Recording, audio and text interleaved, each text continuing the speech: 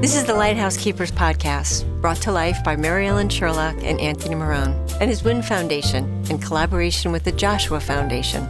Our mission is straightforward. In a world often focused on the individual, this podcast seeks to shine a light on the remarkable collective spirit of humanity. We're dedicated to bringing you inspiring conversations with exceptional organizations and individuals devoted to creating a better world. Today, I am super thrilled to have Mary Korpi, the author of The Lady Lighthouse Keeper, here with us today to talk about her book and so many of the symbolisms and metaphors that we talk about in this podcast. Mary, thanks for being with us. Thank you so much for having me. I'm so excited you're here. I just want to let you know that when Anthony and I were putting together this podcast, the mission came before the title. And we kept thinking, if these are the types of individuals we want to talk about, what would be a good symbol? What would we call it? What would be our logo? And Anthony, I know you had a couple of thoughts. One of the things Anthony always signs off to many of our friends and emails is love and light, love and light. So I think we started with that. Is that right? That's correct. We did. That's correct. We started with love and light.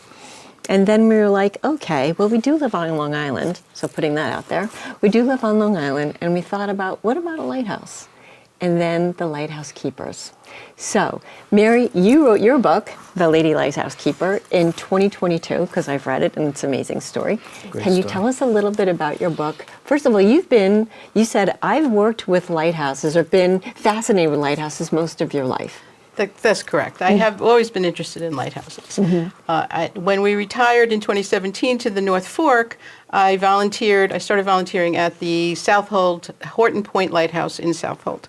And as a docent there, I started reading everything I could find because I wanted to be able to share that information with our guests. In that search, I discovered there was one woman who worked at Horton Point, and her name was Stella Prince. But there was nothing written about her.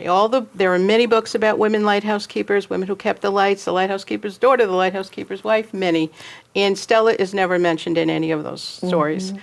So then I started doing origin sources to see if I could find Stella's real story. It took many, many, many months to find information about her. Fortunately, she's a direct descendant of the Captain John Prince, so I was able to find information about her genealogy and her family tree. With that story, I eventually pieced together what was fascinating to me, and I thought, I'm going to have to write a book about her. This story should be told, and that's how The Lady Lighthouse Keeper came about. And it's fascinating. And I think one of the biggest things that I took away from the book is this young girl, this family. When you take a job as a lighthouse keeper, it's a dedication. We're not talking about, flick on a light.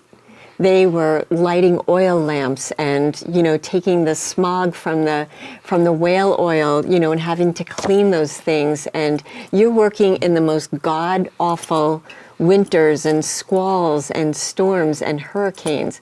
And this is their devotion. Yes, lighthouse keepers really need to step up. And this job requires someone who is dedicated, hardworking, a lot of ingenuity, because you have to work on your feet, on the spot. If something isn't working right, you have to fix it right then and there. Mm-hmm. Because sailors are relying, literally, for their life to get safely past where your lighthouse is. Lighthouses are stationed where there are hazards along the coast, and the lighthouse keepers are responsible to keep that light lit.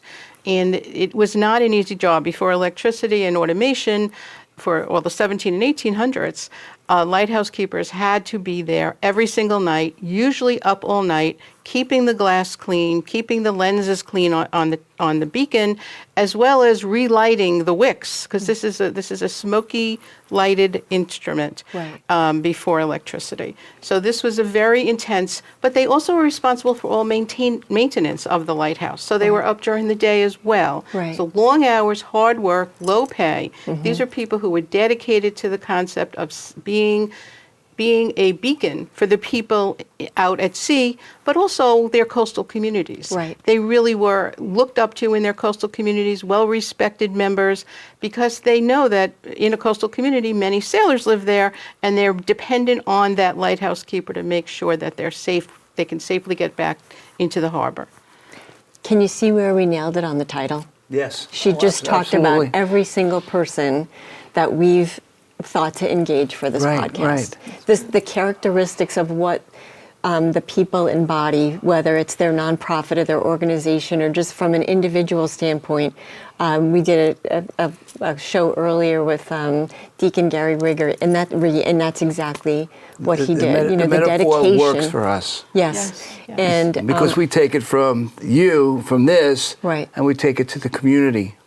What the WIN Foundation is trying Right. to do is bring the community right. in. Do you believe, Mary, that whether you're a lighthouse keeper, I mean, we'll just go with that, but even if we take that as a metaphor today, the type of people that they really do embody the characteristics of Stella Prince and her dedication and her selflessness and her sense of community and responsibility. I mean, that is all the characteristics of the people that we seek to introduce our listeners to in this podcast. I think many of the people you're going to be introducing the audience to are people who saw challenges in their life, in the world around them, and they stepped up to those challenges and found a way to light a path for people to be successful. Right. It's very much like a lighthouse keeper. This is a challenging job. The worse the weather is, the harder you are working. Right. Lighthouse keepers literally have to go out and save, if there's a shipwreck in their area, they have to go out and save people, generally under the worst weather conditions, Right. bring them back to shore safely, tend to their wounds, and house them, feed them, and take care of them until somebody can come and rescue them. Right. And this was a major part of their work, and one that is, I think, a great metaphor for the people who you're going to be interviewing who saw a problem in the community, saw something or had something in their own life that was Right. painful, and said, nope, I'm not going to let this get me. I'm going to rise to the occasion. I'm going to meet the challenge. Right. So I know that you've done a lot within the lighthouse community, the historical. Can you tell us a little bit about that? Because in the search for the story about Stella and the Horton Point Lighthouse, which is also the book in my children's book, The Horton Point Lighthouse, so it's super fun how this connection came together. Yes. But now to know that the maritime community and the organizations and the United States, the historical, tell us a little bit about how they honor lighthouse keepers. Okay, well, the U.S. Lighthouse Society is a national organization here, and they provide tours and a monthly magazine and information for people to help with the maintenance of lighthouses. Mm-hmm. Lighthouses are always located in highly difficult areas and are subject to major weather issues. Right. And keeping that funded, the federal government initially built and owned all lighthouses. They're very happy to sell them. Our little Horton Point Lighthouse is owned by the Southold Town Park District, and the Nautical Museum inside is run by the Southold Historical Museums. So we purchased that from the federal government for $1. No kidding. With the understanding that we would maintain it, that we would keep it open, and that we would make it a part of the community. Also, the federal government has the right to come back in. So during the Korean War and the World War II, the federal government took the lighthouse over as a lookout point. Wow. So this is still something, this lighthouse, the Horton Point Lighthouse, is still an active aid to navigation. This light is still lit every night, although now it's fully automated. There is a caretaker who lives on the property. Lighthouses throughout the country have a very hard time with vandalism, because they are isolated, and so sometimes people find it, a place to go and hang out. And so we're very fortunate that we have a caretaker who lives on the property and is able to deal with those kinds of things. It's really fascinating. Tell us a little bit, because, it is us. Tell us a little bit about Stella. She's an interesting character. I mean, it's just the fact that it's a true story, you can't help but get hooked in. Yes, I did find it fascinating. So Stella is a direct descendant of Captain John Prince, who settled in Southold in the 1700s. He was a whaling captain from New Bedford, Massachusetts. He, because of that, Stella's family, the Prince family, is one of note in the community. So she is the 7th generation from Captain Prince. Her father was a twice wounded Civil War veteran, and he was a skilled carpenter. He built their first home in Southold, but he went on to become a lighthouse keeper because that was a steady income for the family. So when he had the 2 children, he and his wife and Stella and her younger sister Lucy moved out to the lighthouse, only 2 miles away from where their cottage was, but kind of a tough journey, no road, through farmers' fields to Right. get to the light with in a horse and buggy with all their belongings. So that's all factual. The thing about Stella that was so intriguing to me is Stella has lived at the lighthouse longer than anyone ever has. She lived at the lighthouse for 34 of her 60 years of life. That's bananas. Yes, and she did not marry. She moved there at 3 with her father. She did not marry until she was 37. Married for the first time in 1904. It's a very unusual woman for her day. Yes. Yeah. But the 37, yeah. dedication, again. Yes, so she stayed at that lighthouse because she wanted to make sure the light was lit. There were family issues. Her father appears to have had a problem with alcohol, probably what we would refer to as PTSD in today's society, and he was not reliable, and reliability was essential. So from a very young age, there were reports of Stella stepping up, taking charge, going up there, lighting that light, even to the point of when her and her sister couldn't carrying that oil can upstairs, 40 pounds. Couldn't do that. So they'd fill it a little bit, carry it up, and fill keep it a little going up, bit, making keep the it- trips up. Right, exactly. So they could get the oil up there because Dad didn't come back. He went to town and never came back. So somebody has to make sure the light gets lit. Right. Stella and her sister would make sure the light got Right. lit. It's really just, it's such an interesting story that, again, I can't, what's so resonated with me is her dedication to it. And the fact that, other things, whether it was going back to school or going to visit family or going on vacations, that wasn't even in the equation. Right. She was so dedicated to being there, and she felt this very strong responsibility for the lighthouse. Absolutely, throughout her life. Yes, Throughout her life, throughout she her felt life. like this was her calling. This really was her calling. Yeah. Yes. We talked about this in our conversation before today, and we talked a little bit about there's a very high probability that a lighthouse keeper may not have known or will never know the number of lives that they saved. Right. That's And true. I wonder if that is also indicative, again, of many of the people, Anthony, that will be part of this podcast. And when you shine your light and you kind of emanate energy and positivity, you never know if there's a spark that just stayed with somebody that you may never interact with again in your life, but you've left something there. You've planted a seed, you've planted some level of hope, you've had some spark of thought or compassion or kindness. Absolutely. And Our little Horton Point Lighthouse. our little Horton Point Lighthouse. Let's give a little shout out to Yes, that. that is on the Long Island Sound. That was the LIE of its day. So there were Yes. major transport from New York City to Boston. That was the way you went. Yes. And so whether it was passengers, goods, supplies, whatever it was, Yes. passed by that lighthouse. Yes. And that lighthouse was built. That was known as Dead Man's Cove, that little area right in front, because there are huge glacial erratic boulders there. Yes. And a sandbar, both obstacles to navigation. So that was there to warn sailors,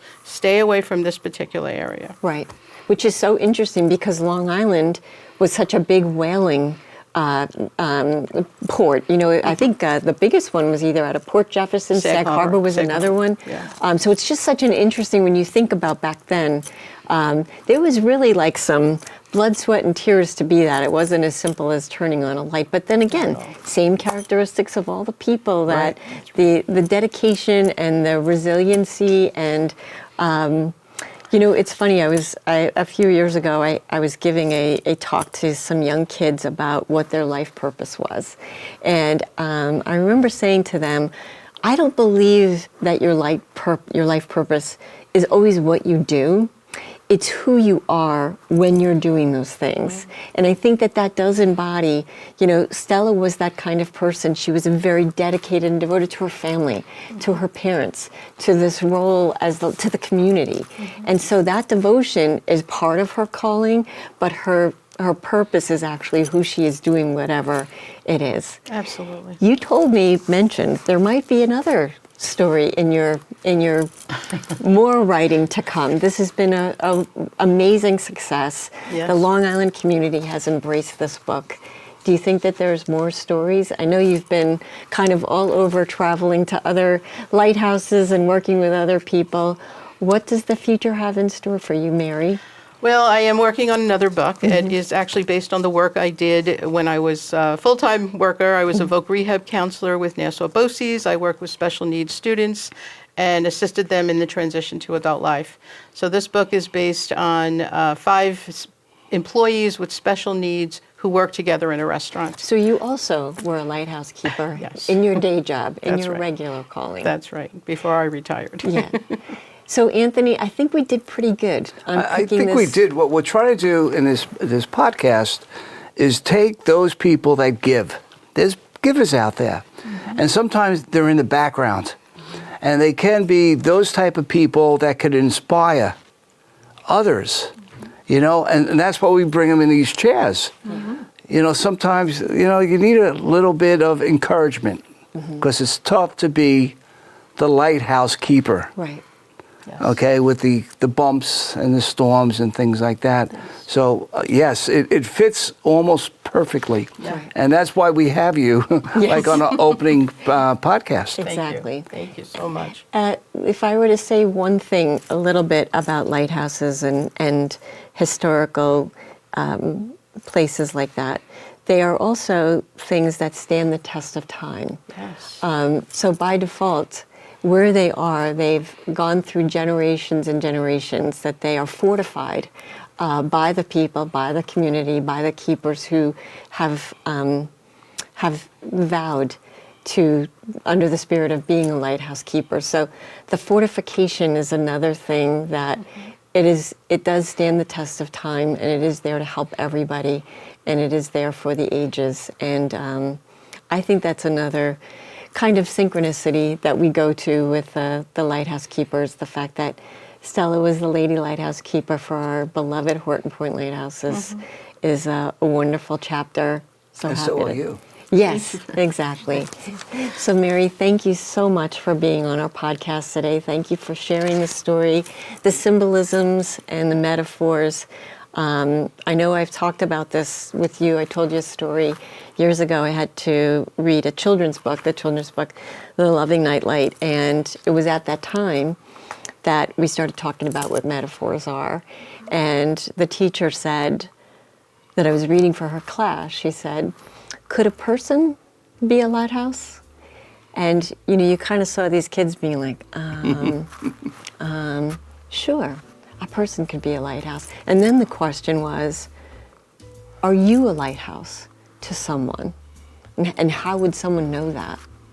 And then the second question was, who's a lighthouse for you? And unfortunately, at that time, the class was uncomfortable because, you don't talk about that in 4th grade. But I wonder, and I'll put this out to our lighthouse listeners, lighthouse keeper listeners, who are you a lighthouse for? Thank you for watching and being part of this journey. Remember that lighthouses symbolize hope. With hope, we persevere and inspire positive change. If you enjoyed this episode, don't forget to subscribe, leave us a review, and share it with your friends. Until next time, keep shining your light.